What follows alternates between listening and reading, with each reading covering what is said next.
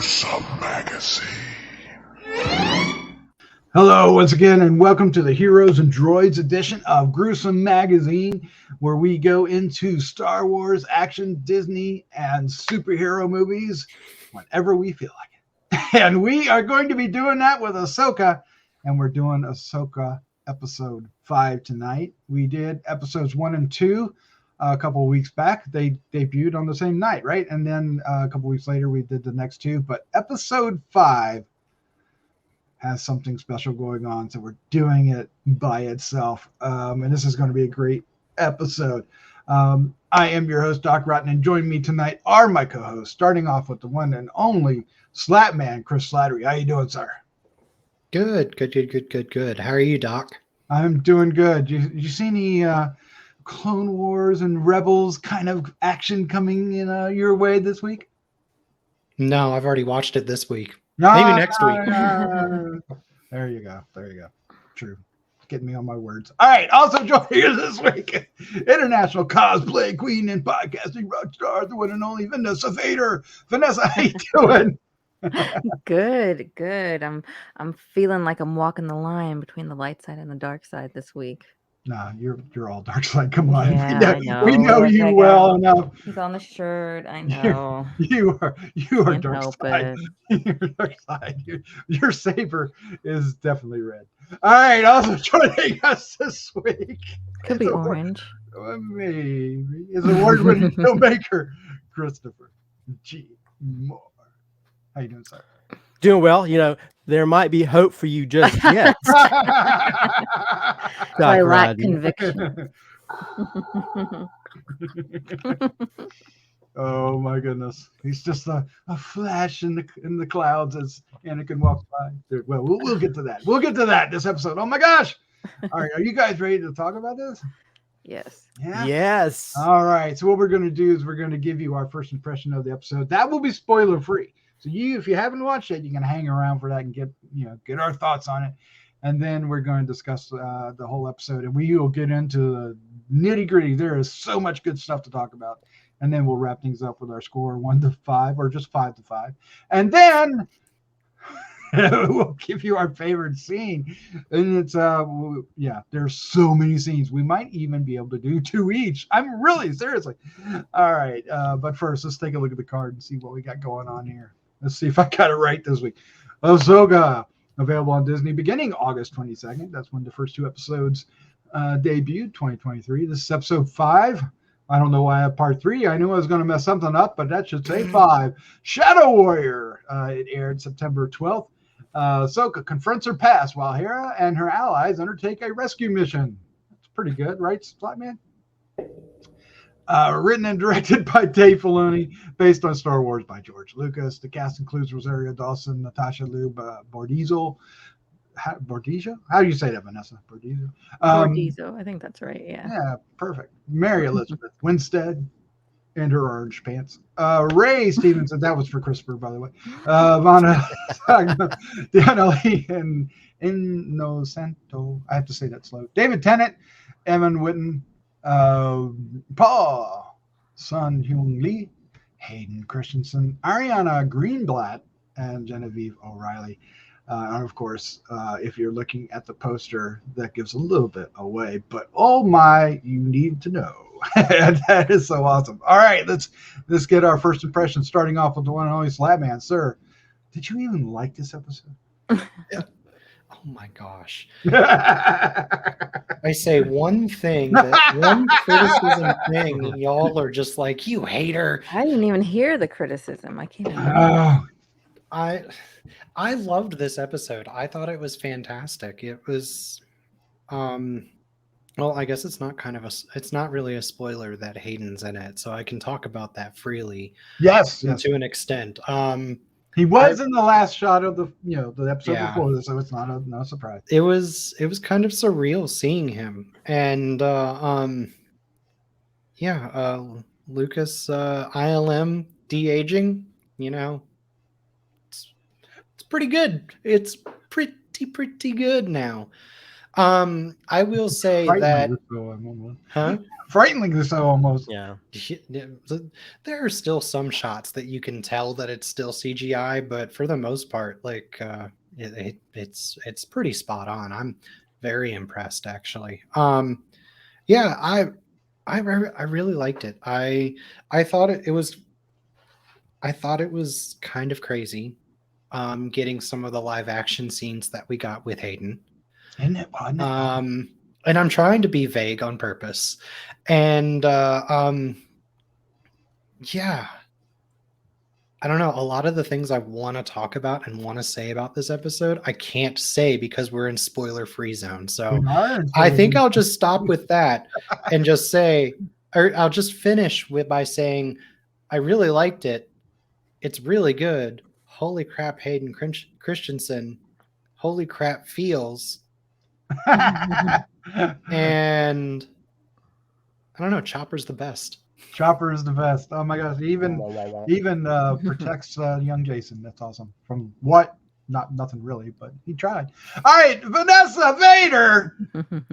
What did you think of this episode? Intense. That's a good word for this episode. Yeah, it was. It was intense. I mean, just from the start, the story that it told was really unexpected because we knew obviously they were going to have some sort of discourse, right? We ended with Anakin and Ahsoka, like something was going to happen in the world between worlds, and what did take place between the two of them was really interesting to see. And like Slattman saying, like I'll be able to say more on it when we're past the spoiler-free section, but it definitely in my feels. And some of the things that we saw, just the way that they told some stories or showed some of these shots were just so emotional, you know. And there wasn't much. I will say this without giving too much away because I think it's par for the course for this series. But you know, it's not dialogue heavy, right? There's not a whole lot of dialogue in these episodes, but you're shown a lot, right? Or you're made to feel a lot or think about a lot of things. And I think this episode in particular kind of embodies that very heavily as to what you're supposed to be feeling and thinking and learning and growing, you know. It was really intense and I loved it. Yeah, the intense is such an appropriate word for this particular episode. It's so good. All right. Christopher G. Moore, super Star Wars fan that you are. I can't imagine that you dislike this episode at all. What was your first impression of Ahsoka episode 5? This is the best Star Wars that's ever Star Wars. I like that. Is it better than Star Wars? No. No, I will not say that. I would never say that. But at the same time, I think it's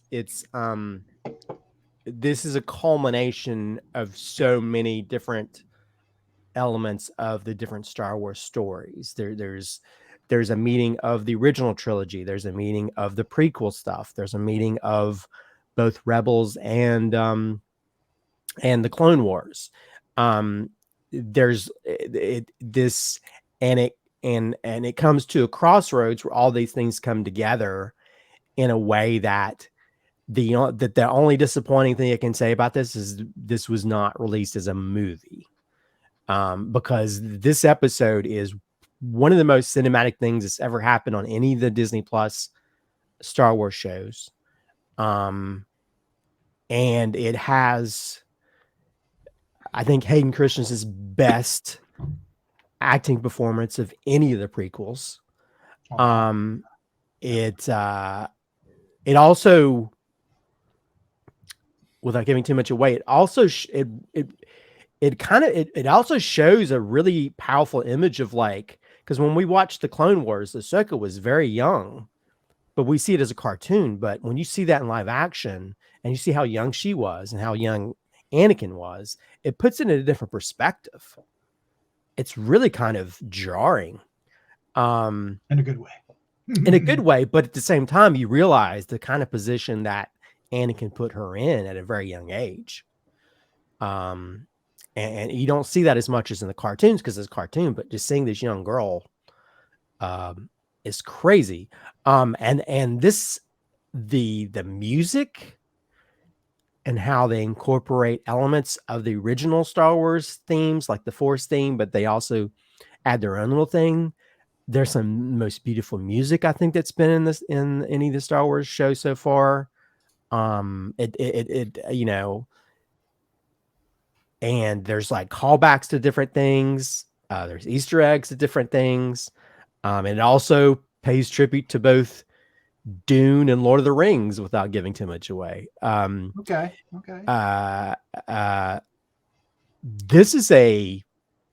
This episode is a masterpiece. And if anything, it really makes me excited to see what Filoni does more in the live action realm, especially when he approaches making a feature film, because this episode is perfection. It wowed me, it shocked me, it brought I'm getting emotional just thinking about it. It brought tears to my eyes. There's one of the most beautiful things I've ever seen in Star Wars towards the end. It's really well crafted, visually arresting and interesting story that brings a little bit of resolution between Ahsoka and Anakin, and also it finally gives back to Hayden Christensen what he deserved when people were making fun of him during the prequel era. It really shows his chops as an actor, and it really portrays him in the best way to where you get to see both sides of both Anakin as well as his Vader side as well. So yeah, this episode is perfection. I think it's the best episode of anything done in the Star Wars show realm, and I think it's probably better than the prequels or any of the sequels that have been made, in my opinion. Not going to get too much argument. I'm really disappointed. I thought you'd like it more, Christopher. I know, I hated it so much. What the hell happened? No, this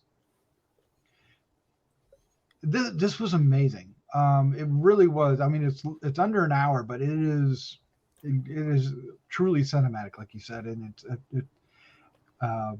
it has wonderful character pieces in it, mainly with Ahsoka and Anakin, but our other characters get moments too, even down to Young, right? The robot guy, David Tennant. There's some sharing that he gets to do. Jason is suddenly a character I'm really interested in seeing more about. I mean, he get introduced, I guess. Didn't we see him for the first time last episode, or was the episode? Anyway, I thought it was episode 2. It might have been, but he's fine. But I really am interested in him now. There's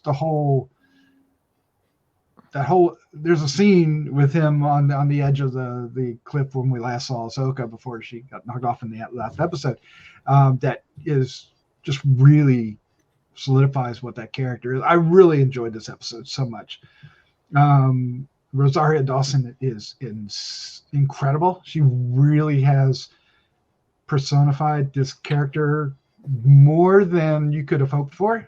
I mean, we already loved her from the 2 episodes that we saw her before, the series in Mandalorian, and it was Boba Fett, right? The second time we saw her. But here, she just truly has grown into the character by this, and the Mary Elizabeth Winstead is awesome in her character. David Tennant is doing a great job in the voice. But some of the visuals that we'll get around to discussing here in a bit toward the end. I mean, there's basically 2 halves of this. There's the stuff that's happening with them trying to find a way to get to to the other galaxy, and then there's what's happening with Ahsoka in the World Between Worlds, and they're tied together. You can't have one without the other in this particular the way the script is written, but it is Yeah, it's beautiful. And I will say, yeah, Hayden was amazing. It's not a spoiler to see that we see him as well in a couple different age brackets that, maybe not as broad as Ahsoka, but you see different styles. We see him with the hairstyle, and then there's a point where we see the eyes go red, and it's a little bit of a spoiler, but it's amazing. Yeah, I want to just touch on something before we get into the spoilers. Is that I think a big difference between the prequels and now with Hayden is, one, the script is much better. The script in this is amazing. Even though it's, like you said, Vanessa, the actual dialogue is to the point. It doesn't belabor anything. It doesn't really, even when it needs to do exposition, it doesn't lickety split, right? It's almost shorthand. But and of course he's matured as an actor too. So it is his appearance in here is a highlight. I think it's a highlight of Filoni's career too. This particular episode, at least so far. But he'll have a hard time topping this, I think. But let's get into some spoilers. But as we do, let's just I don't know if we need to recap anything. Let's just get into it. Where do we want to start? Can we start with young Ahsoka? Because when she shows up and the few scenes that she has, she is amazing. This actress. First start with that transition to introduce her was phenomenal. Sure. Yes. Oh my gosh, yeah.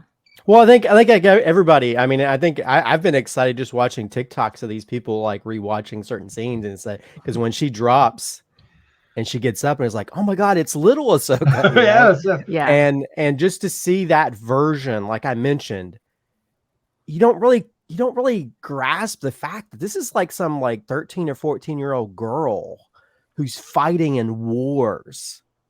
Learning to be a soldier, learning to be a warrior. Yeah, but it's like a little girl, and you don't realize, because I think when you're watching a cartoon, you don't think about that as much. But seeing it live action, it's very, like I said, it's very jarring. It's like, oh crap, and that's a lot of stuff to put on a young person. It's like nowadays how kids grew up too soon, and that crap. Yep. And really, Anakin asked a lot of her. To be fair, Yoda and the council kind of shoved Ahsoka on Anakin. Anakin did true for Ahsoka. So true. It's not all on Anakin, but he also could have been a little bit better of a teacher during wartime, at least in the glimpses that we see here. Yeah. He had a lot of great moments in the Clone Wars. So, well, I think it's more just an example of how the Jedi were not. Yeah, would send these young people out, as Padawans in these battles and stuff, and they really were not prepared for that, and really puts a toll on you. Well, they were supposed to be peacekeepers, and then they're supposed to be peacekeepers, yeah, and they kind of became opposite of that, right? So, yeah, and I think that's always been a problem with the Jedi group in general, is that they a lot of times they go against their own code, or they do the opposite of things, but also just. Yeah, again, just putting these young people out there in the midst of these things, and really not even to think about what they're doing, and all like, again, Ahsoka, like how many people died fighting with her, and how that takes a toll on you. Well, the character is written in a way that she's mature beyond her years, right? She's she's mature enough to question what's going on, why are recognizing that the lives are being lost, and so she doesn't under necessarily her command, right, and she doesn't necessarily want to be the warrior, even though in the Yeah. second scene she becomes that warrior. So I have to ask, do we think that this is a true flashback to something that little Ahsoka had as little Ahsoka, or do you think this is fully grown Ahsoka that we've known from these episodes, embodying a little Ahsoka and questioning things? I felt it was the former of what you said. I felt it was her remembering. Because as someone who has watched a lot of the Clone Wars, I think it's the latter. Okay. I think, yeah. I think it's both, honestly. I think they kind of went in between it a little bit, because when they get to the we're in spoilers now, right? Yes. Yeah. The Battle of Mandalore. He's like, I don't remember this one, and she said, "That's because you weren't here." That's a lie. They've already gone their different ways, right? So I think it's a little bit of both. I think it is adult Ahsoka, but at this, you know how sometimes they represent that, like you become your younger self, you're still yourself, but kind of thinking through your younger self's mentality. I think it's like that, because I got it could have been one or the other, but I think it's more of a blending of that. I think she's tapping into her memories of that, but at the same time, she's also in it in the same way that Anakin is sort of like because there's a moment on the, we see Anakin as he was before he turned, but yet he has memories of, because at the part where he's fighting Ahsoka and she's like, I will not fight you. And it's like, I've heard that before, which is he heard that from his own son when he was Darth Vader, and so, yeah. So I think this is, again, this whole segment is almost like the learning lesson that Luke learned when he went into the cave, it's all about tapping into we see that also with Rey as well. So yeah, I think it's just tapping these memories and also just the resolution between her relationship, because her relationship between her and Anakin was never really resolved. There was no resolution. She kind of left in the middle of her training or whatever, in the same way Luke left in the middle of his training. So, I think it's definitely a learning lesson that tapping into memories, but also being cognizant of what it's doing to her then. How it messed her up in the head, Yeah. But can we just say that the actress Ariana Greenblatt did a marvelous. Oh, she's perfectly embodies Ahsoka, and where have we seen her before? We talked about this beforehand, but we should mention it here on the Little Gamora. And she's also in the Barbie movie, is the daughter in the Barbie movie. And she's grown a little since Little Gamora. Yeah, she has a little bit. We would hope so. I mean, I was so just awestruck by when the way they handled those scenes with the two of them together, and we got to see Anakin, in different phases of his life too at that time, right? Because he had the short hair during the first scene, and then the hair and the scar, and then of course when he got all upset, the eyes, and we see Anakin as he was turning before before he loses his arms. We also get to see him in his outfit from the Clone Wars, which got to see him in that outfit before.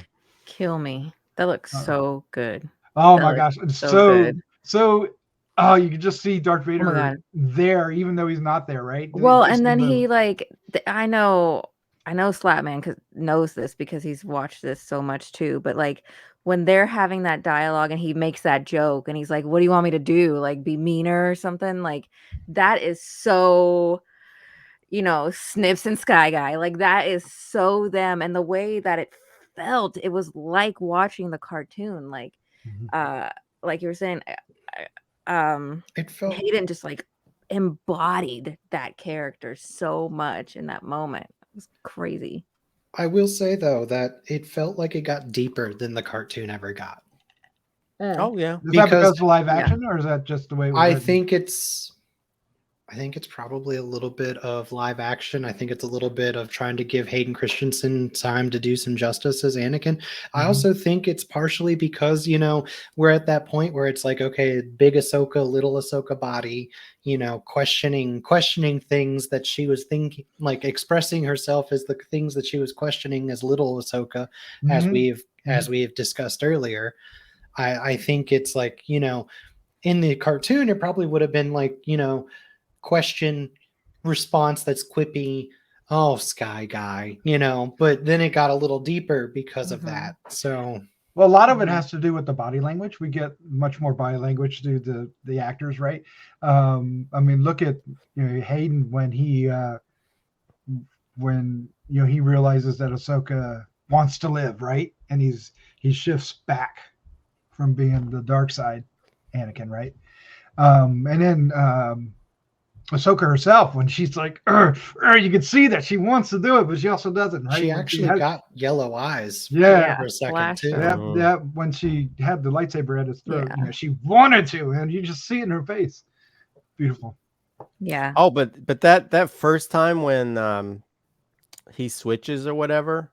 Oh, when he's And he's going like, into battle from behind. Then even later when he's like, ask you, do you want to live or die? Then And he she will says something. He's die. like, incorrect. And he's Incorrect. like, wham! And he's like, Incorrect. damn, man. I mean, So he's cool. just so, on top.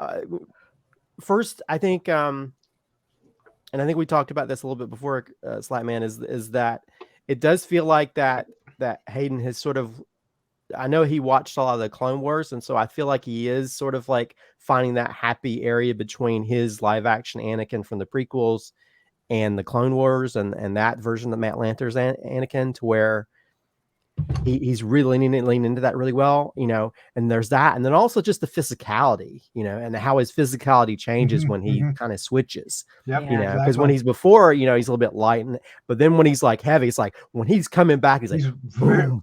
Yeah. He's rigid got and this purposeful, gait that's right? like, Yeah. holy, I mean, it's dang, and just Yeah. and just the how Filoni has taken these visuals and these flash back and forth between Vader and Anakin. Oh, is let's talk about just that for a second, because those brilliant.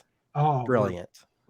it was just when we get to see Vader kind of flash two times, right? When he goes into the Into the like into the war, right, into the explosions, and then later when he's Coming for her. Well, that right, when coming he's for you, just see that one flash, right? well, initially when he's walking into the explosions and there's a flash and he turns into Vader and all the he's all alone, all the troops are gone. It's just him, and that just shows that he's sort of like when he became this sort of lone villain or whatever. But you see Ahsoka's reaction too, because she sees it. Yeah. And she knows, right? Yeah, she knows. Right. Like that caught me off guard. That flash was shocking to see that change, because it's such a powerful message to tell. And the story not the story, but the message he's trying to get across to her, especially later where she's like, yeah, you were great, but then look what you turned out to be, and he's like, oh, this again, which is kind of funny because it reminds me of like one of those situations, talk about James Cameron hates all his wives when he's making his movies, and one of those like, oh, you're back on this shit again, bitch. Like, get over it, right? But that was intense because it kind of is like, get over it. People are good, people are bad, people are good. The Force is, as George would say, it's a circle, right? It's harmony. Things come and go, they ebb and flow. Like, and you see that she learns that, and that's what's so powerful. And I think them telling that story through a soldier too is going to resonate with a lot of people who are watching it, who experience that, who are like, okay, what do I do? What is my place now? Who am I? What am I for? What was my purpose then, and what is my purpose now?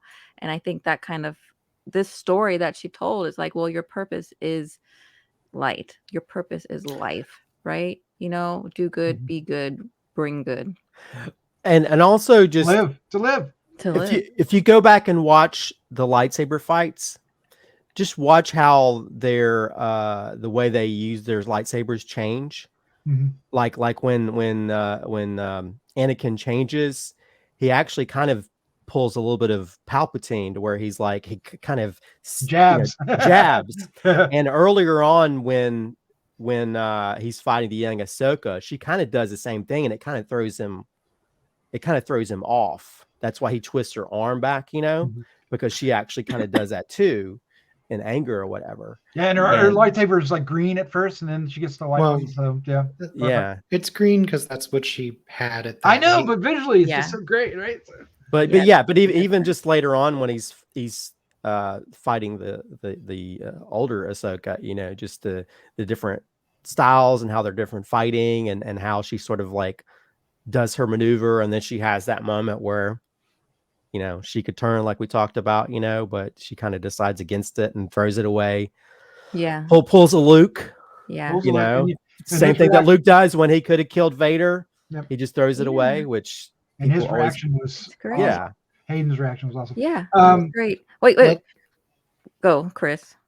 I just want to point out that I think Hayden is contracted for what, 3 episodes? Yeah, he's right? gonna come back one more time. Yeah. So this isn't the last time we see him, which makes me so excited. We need to see more of him. Period. All right, so we hear a familiar voice during these flashbacks too. Tamara Morrison's voice does appear.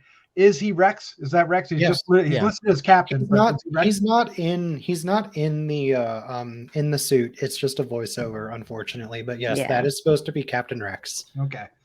Because looking on the credits on IMDb, it doesn't actually say Rex, but I presume it is Rex. It is. Because we always want him. I mean, we've seen him show up on. He was like somewhere in one of the shows. He's like in Rebels. He's a great big bushy beard. But live action, he was a bum, right? He was a bum somewhere. I don't think that was Captain Rex. I think that was just a clone. Well, they all look like. Oh yeah. Well, yeah. Well, I want to say something though about that fight that you were talking about, like. For a long time, everyone talked about how much of a badass Vader was, right? But we never really got to see it. And then we saw it, in Rogue One, right? Where he's tearing down that hallway and everything. Too briefly, yes. Finally. But now I feel like we're really starting to get that. We see more of Hayden. We see him in Obi-Wan, and we see how he's fighting in that. We see him now in this, and how he's they say it a lot, and I'm saying it intense. Like he's fighting in a way where it's like unhinged, and you're really seeing it. And I just think that's so cool to finally actually see that, we were talking about Shin Hati when she did that force choke, right? We're starting to see things that we've seen in cartoons or that we've heard about. And I think it's really cool to actually see those things happen. Let's talk about another thing that happened. And I don't know what the whales are called. Somebody. Purrgil. What are they called? Purrgils. It's picturesque. It's cinematic. It's majestic. Every time they're on screen, it's just like, oh my God, look at that. Chris Slattman, you're the one that's probably seen them the most in the animated world. Did they do them justice?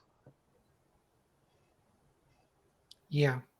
Although, to be honest, they did them justice in episode 3 as well. So yeah. Well, they've been hitting at them, right? Because I was almost say Yoda, but we Baby Yoda. Oh, and in Mando when they see them when traveling through through a hyperspace. Yeah. Now, they've in every live action they have done the Purrgil justice. If you ask me, this was just a step up above justice, Well, one of the things, close up on the eye. Oh my God, yes, in the mouth. But one of the things I think really sells it is Filoni takes the time to focus on the actors reacting. I mean, we get shots in the music, right, with all the characters just going, in awe, watching these creatures. Yeah. Well, what's his name? The pilot guy. I don't remember. Tiva? Captain Tiva? Yes. Okay. When he's like, look, you're not going to believe this. And he's telling her the story. And she's like, so they're going to get in the mouth. And he's like, yes. And then they see it. And they're all like, I can't believe that was the truth.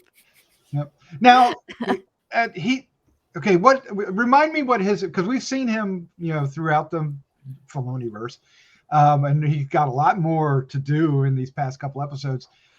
Remind me his relationship to Star Wars before he became an actor on it. Are you talking about he was on the he was on a TV show called something Convenience or something like that. Kim's Convenience? Yeah, and he was always a huge Star Wars fan, and I think someone found out he was a Star Wars fan and cast him in Mandalorian. Oh, really? As one of the X-Wing pilots, and that's how he sort of got his start. Is that they just found out, and it's kind of cool that this guy who used to be a huge, and actually, supposedly he had his own cosplay too, of like an X-Wing pilot or something, or Oh, is he the guy that actually that wore his own like rebel pilot uniform on set, and they were and the set designers or the costume designers like, yeah, we can't do any better. I think so. I think that was him. And I think that's the cool thing. He was a cosplayer. He's cosplayed Star Wars. And he's a huge Star Wars fan. Cool. And now him to be a part of it is almost like a dream come true. Because Filoni definitely likes him, right? Because he uses them over and over again.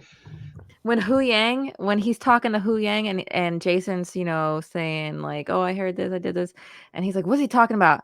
And Yang's like, "Jason has abilities," and he's like, Okay. And he just continues on with whatever he was doing. Yeah. Like, we better go.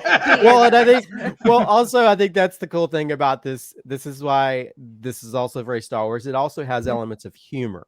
Yeah. Because I think one of my favorite parts is when they say, "Hey, Jason, why don't Huyang take you into the Jedi starship?" And he's like, "Hey, can I look at the Jedi fight room?" Yeah. Can I make a lightsaber? No. He just kept saying all these things, It's, oh my god, yeah. My favorite is when it was like, okay, where is it, Chopper? Like, how low does she need to go? Yes. Chopper says to go as low as you can go. Yeah. And then you hear him in the background. Yeah. Chopper's fun. But also is that? But we, along with the Purgle, I mean, that moment where he's like, "Mom, listen," and it's just a moment. Oh, and you hear the lightsabers, the calmness, and you hear like the settling the ocean sounds. You can hear the lightsabers among that. It's just great. Beautiful, Also, I think one thing that Filoni did with the Clone Wars is kind of like take a lot of these things that people had issues with Star Wars and made them better, and I think he's kind of doing that as well. I mean, they're actually the whole midichlorian thing is kind of going out the window now. It's like now forces and everything. it's kind of going back to that. It's almost like playing into the Last Jedi stuff as well. So, which is I think for me makes me very happy. Well, that's what we were introduced. Well, yeah, to back in 77. That's what Obi-Wan said. Also, did you notice that the scanner thing that Hera has is the same scanner thing when they were trying to find Luke on Hoth? No, I didn't realize that. No. It's the very, very same thing. That big ass. Oh, that's funny. With the didn't have like big antenna or something. Yeah. It's like almost like a big like CB radio or something. Oh, that's funny. I think the actor that's playing Jason is doing a great job too. Just there's an innocence to it that really works. The green hair is not overly green, and it works. That hiding behind Chopper, what a great movie. Oh, that was good. Well, also, I don't know about you guys, but I got the major feels when he was like, "That's like the story you told me about was it a place far, far away?" And I was like, "Oh."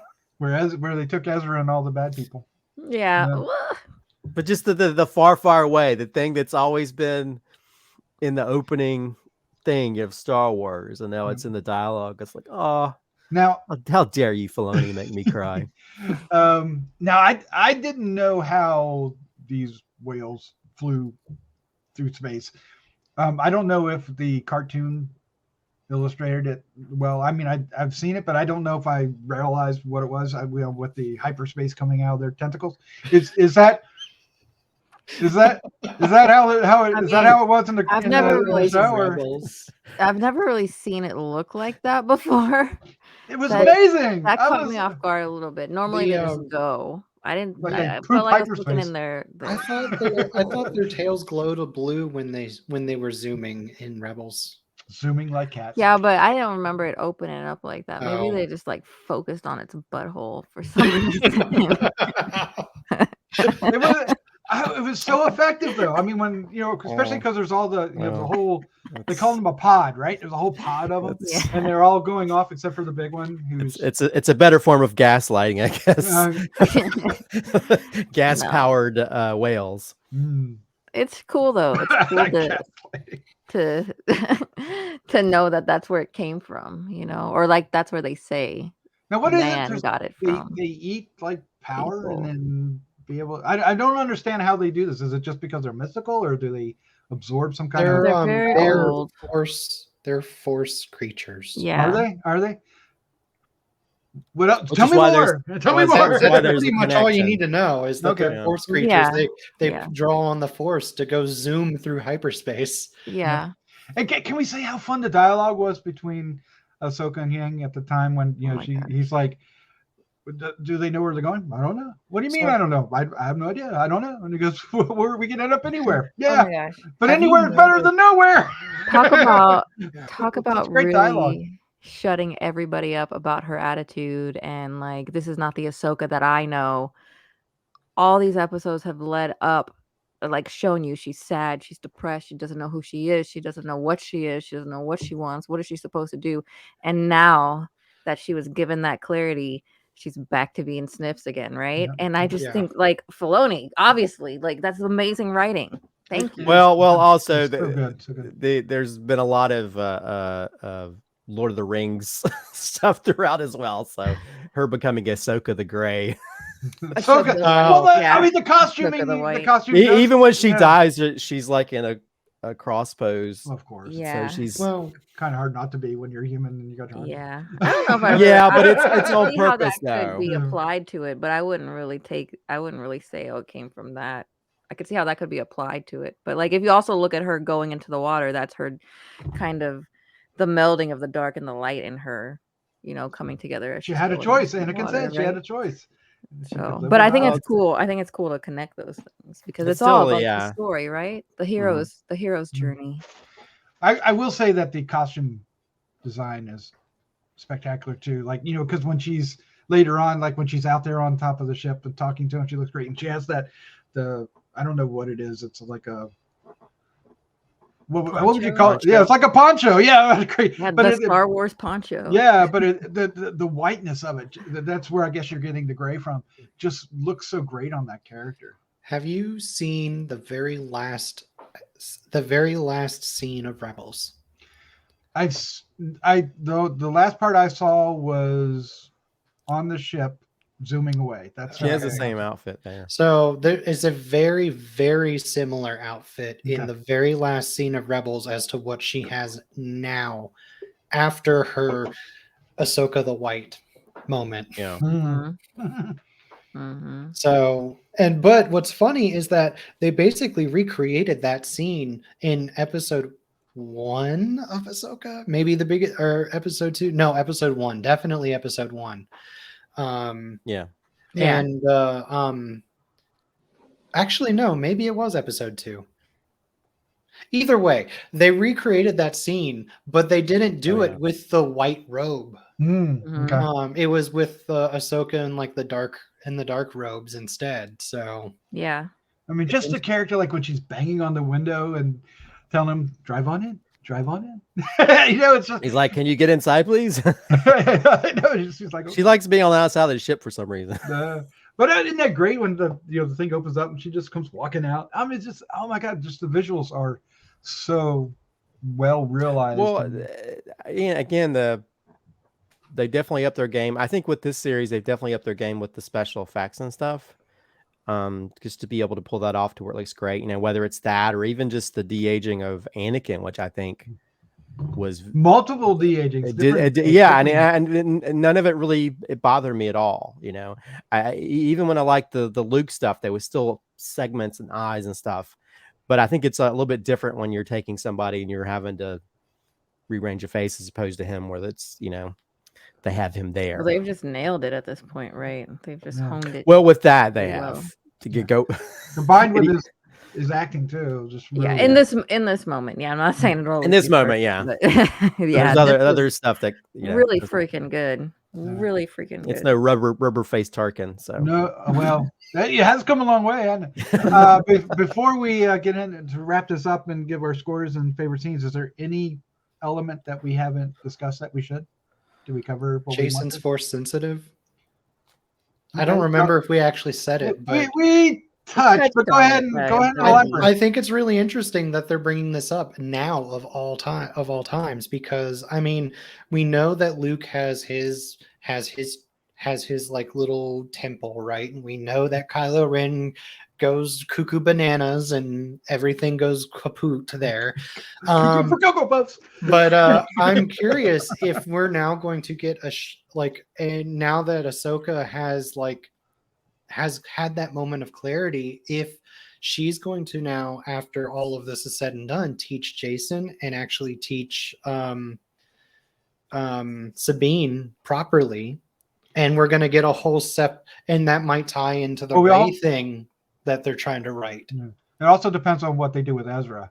And Ezra. Because Sabine is already the Padawan, right? So she can't take another one. It would have to be Ezra, right? So it would be so fitting if Ezra taught Jason, considering that Kanan taught Ezra. Right. It's appropriate, right? And I would buy that book. I'd buy that comic. I'd watch that show. I'd watch that movie. Yeah, that's what I'm saying. The character impressed me so much in this episode that's what I want to see, and it would be the cherry on top if they actually all were going to Skywalker's ranch. Yeah. I did a pun. Also, one of the cooler things also is with Ahsoka going off into another galaxy, we're not having to depend on places we've seen before. Well, we can't. We haven't been there. Well, that's what I'm saying. No, but we've always been stuck in this galaxy, the Star Wars galaxy, or the normal galaxy with everybody's at. And so that's kind of exciting for me, is like, okay, we're actually going to a galaxy far, far away. Yep. As long as it isn't, we have no connection other than the people that are in that place. Yeah, they show up on Earth with Mel Brooks. It's going to be weird. Let's go ahead and wrap this up. Let's give our score. Christmas is shut. We're going to give a score 1 to 5 or 5 to 5, and our favorite scene. And if you want to pick 2, I won't hold it against you. Slattman, sir, you're up first. This episode is special. I think that is the best way to describe it. It is special. It was special when we got Hayden as Darth Vader, but it is something else to see him as Anakin Skywalker. It is awesome to see live action clones. It is awesome to see Rex. It is awesome to see, as much as they are CGI, the freaking I think ATTE is what they are, the giant 6-legged walkers. Yes, were they awesome? The CGI was so phenomenal in this episode, considering that there's been spotty CGI in a lot of the other Disney Plus shows. It's pretty fantastic. The World Between Worlds, which probably wasn't really the World Between Worlds. If I'm looking at it correctly, it was more of like a force thing that interacted with. Is it like the hallway to the World Between Worlds? I don't know. I think it was more like a force lesson from a certain force ghost. But that's just my headcanon on it. That works. It looks phenomenal. There are some shots and some transitions in this episode that are absolutely jaw-dropping. The music is fantastic. The acting is top-notch. I can see why this episode was put in theaters. Because like Christopher said, it is cinematic. It is not just a TV show. It is special. I agree. Young Ahsoka was fantastic, but I'm going to have to disagree with you, Doc, on one thing that you said. I don't think I want another episode like this in season 2. I don't want another flashback. It was special because of this episode. Okay. If they overdo it, then it becomes less special. I still want more. But I would take a Disney Plus one-off episode, rather or a separate series about it instead of doing it again in the Ahsoka season 2 that I'm assuming we're going to get. Yeah. So it's not necessarily a flashback, but it's actually just like a special young Ahsoka episode. Yeah. Okay. I buy that. Kind of like Werewolf by Night, but Ahsoka in the Clone Wars. What? After school special After school of special. Ahsoka. Oh man. I have two favorite scenes. One is the transitions. One of them, I'm kind of cheating because this is technically two scenes, but I'm counting it as one. It's the transitions between the World Between Worlds and the flashbacks. Okay. The one where she is falling and then it like cloudy and then she falls and then the clones start coming by her. Gorgeous. The other one where she gets flung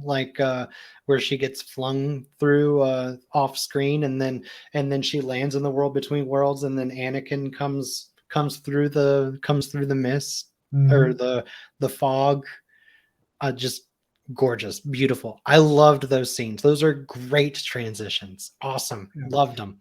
But I kind of have a soft spot for when the X-Wing captain, I already forgot his name, was like Captain Teva was stalling and was like, I can't tell you until I know that Captain Syndulla or General Syndulla has finished the mission.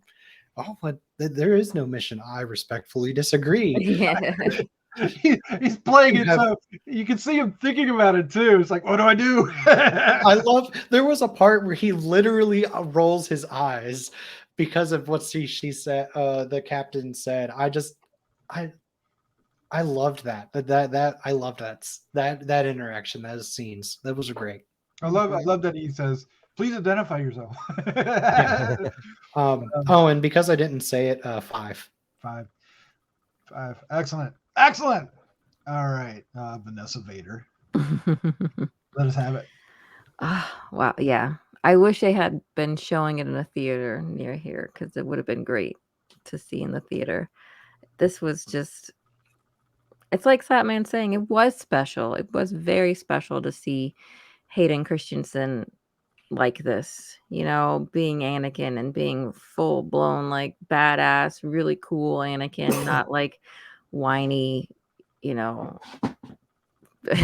Anakin that we got, which I still love and I find very endearing, and I think I find it even more endearing now after the Clone Wars and after like having so much more backstory on these characters.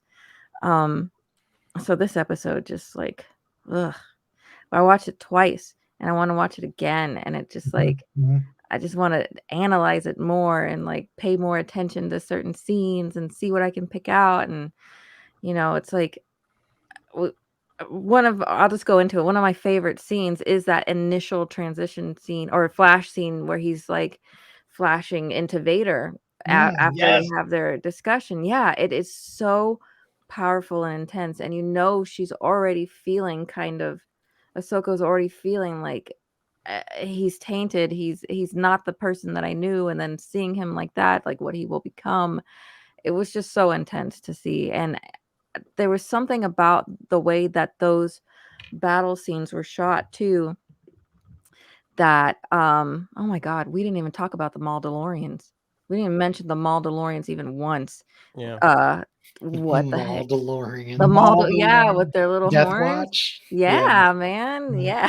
They looked fantastic. That was like, that was a shock to me. I love that Anakin comes out and goes, I don't recognize this. Yeah. I get that whole. You weren't here. And the way he came on the screen, because he kind of comes like out from behind her. Yeah. Really well done. Instead of like in the battle. Yeah. But those scenes were shot very minimalistically, right? Smoke, soldiers, some flashes here and there, but you're not seeing big battle scenes. You're not seeing too much like over stimulated input.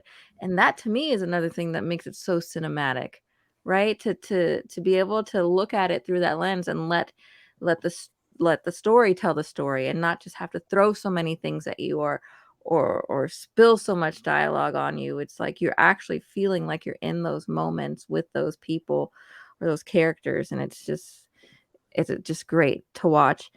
So that first flash scene is my favorite scene, and then my second favorite scene is definitely Ahsoka and Huyang, that conversation that they have, and he's like, "Where are we going? I don't know. Where are they taking us? How long does it take? I don't know." Like, that was so Ahsoka to me. Like, that moment, seeing her like that, smiling, just, hopeful, just herself, just the character that so many people hated at first but have grown to love, and I just loved seeing that shining hope, because at the end of it, isn't that what Star Wars is about, right? Like, hope through everything. And that was just really cool. Filoni gets it, man. He just really gets it. Yeah, almost too much gets it. What was your score? Did you tell us? Oh, 5 for sure. 5. What did Chris Slattery last time? He was like, if I could do 5.5 out of 5, that's There you go. That's what it is. All right, Mr. Moore, shine the light on us. Like I said, cargo butthole. Open that cargo butthole. Well, that has to take it down at least a quarter of a point. Now that that's in his mind. I'm too focused on Hera's butt. I knew that was coming. Which, by the way, another great episode of Hera walking away from the camera. Holy crap! Talk about, it's a thirst trap. How many butt traps? Butt trap! Oh my god! I'm gonna create a TikTok video of all the butt shots because I am a horrible horny guy. This gets a 5 out of 5 for me. 5 Purgles out of 5 Purgles. It's brilliant. Some of the best Star Wars it's ever Star Wars. Some of the best Hera butt shots. It almost feels intentional at this point. Well, keep intentionally adding them, because that's giving me life as a single person. You have to wonder, as you went on the side, like beside the camera, I was just like, yeah, right over there. Yeah. Point the camera in that direction, please. They may not let me in Galaxy's Edge. Next time Hera's in the park, because I'm gonna get her number. I will say this. Yeah, this is 5 out of 5. Amazing. As for favorite scenes, I'll say the second time we get that kind of flash back and forth between Anakin and Darth Vader, and he just like, boom, he's just coming at her like a freaking steam train. It's amazing. That fight alone is just perfection. How it's menacing, but at the same time, it's also a learning lesson as well. You almost kind of feel like maybe some people have said that maybe Darth Vader actually kind of pulled his punches in Return of the Jedi, and maybe here as well, because he's all about teaching a lesson, but he's also not holding back to some degree as well. If I picked another scene, I would have to see just that scene with the Purgles. Which one? There was many. No, the one where they go out at the end and in space, okay. and she puts her hand out, and it's just one. Okay, beautiful. It's just I've never seen a scene that's so just hauntingly beautiful and gorgeous. And again, some people, it irritates me. Some people have said like the first 3 episodes have been slow and everything. And you could probably say these are slow because it takes its time just to immerse yourself in the situation. Mm-hmm. But it's, how many times have we had these kind of really beautiful moments in Star Wars? We can just take our time and enjoy it. And even just show the people the reactions, the X-Wings and the starships going like, holy crap, these things are bigger than a starship.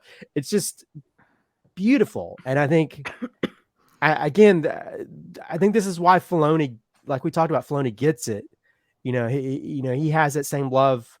He was a fan before he became a part of Star Wars, and he you can see his love in the visuals. You see his love for telling stories like Lucas was. You see his love for these creatures and the characters. And there's moments where it's like, wow, I felt like that little kid again in the theater, where I was taken to this galaxy far, far away, where I was just immersed in this world and these people and their light sticks and all these things. So it's, yeah. Anyway, I'll stop talking. One Jawa away from perfection. All right, I'm just going to say really quick because we're running out of time. 7.5 out of 5. No, I really enjoyed this episode. For favorite scenes, you guys have mentioned a lot of them. The Vader scenes are really special for me, but I'm going to pick two. One of them kind of has been said, but the other one is a character scene, and it just really changed my mind on the character, and that's when Jason is hearing the lightsabers in the water, right? Hearing in the ocean coming at him, and he's trying to tell his mom, and she's having this really important conversation with Captain Teva, and she's like, "Wait a minute, Jason." He goes, "No, Mom, you gotta listen." And the way she reacts, like, "Okay, wait a minute, I've got to go talk to my son," and then she sits there and listens too, and she hears it. Love that. Mm-hmm. Yeah. That was cool. Second time is anytime we get. I'm going to go back to the Space Mouse. I still can't remember the name, even though you've told me like 100 times. That the big one. Yeah, exactly. There's a large one.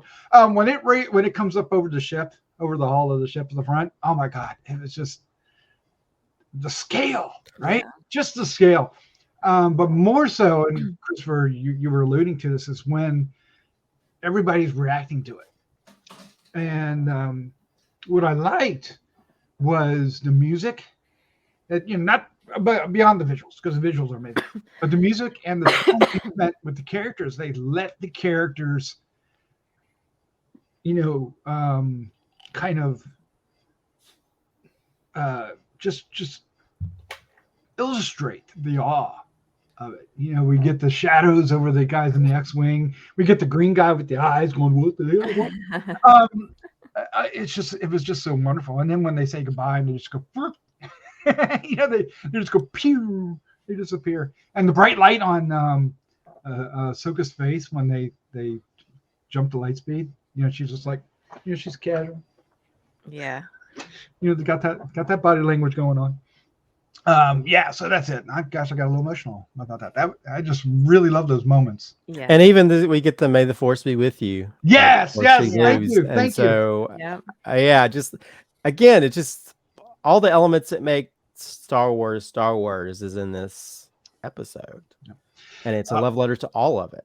I think so. Thank you, Filoni. All right, we've gone well over our allotted time, and we've gone longer than the actual episode. So, hey, that's not beyond us at all. We hope you enjoyed our review, and if you did, you stuck around, please hit the like, subscribe, share with the friend buttons, and let other people join in on this discussion. Of course, we'd love to hear your comments, what you thought of the episode as well. And we have 3 more episodes to go. So what we're going to do is, I know, right? We're going to do the next 2 together, and then we'll do the finale by itself. So that's the plan. At this point, if it changes, well, you'll find out. Unless it's another kick-ass. Well, we can't do we won't be able to do next week for other reasons. Well, that's true. So we're going to have to do the 2 together the week after. But there's going to be plenty to talk about, I imagine, because we've got to land wherever they land, right? And we got a big blue alien that has to be in one of these last 3 episodes. We got some Ezra and Thrawn to show up eventually, right? Why would they show him in the trailer if he's not gonna show up? It's got to be sooner than later too. Please, I need more Balin. We need our characters. They're back. already there, man. They're sipping blue milk and having fun. Ads mixing, please. All right, guys. Well, Slattman, Christopher, Gene Moore, and Vanessa Vader, thank you so much for joining me. As always, this was a lot of fun. Yes. Maldalorians. I was wondering if we were going to get another particular character, but it didn't happen. No. For now. Well, there's been rumors. I think it's just rumors. All right. Let's say goodnight. Good night. Good night.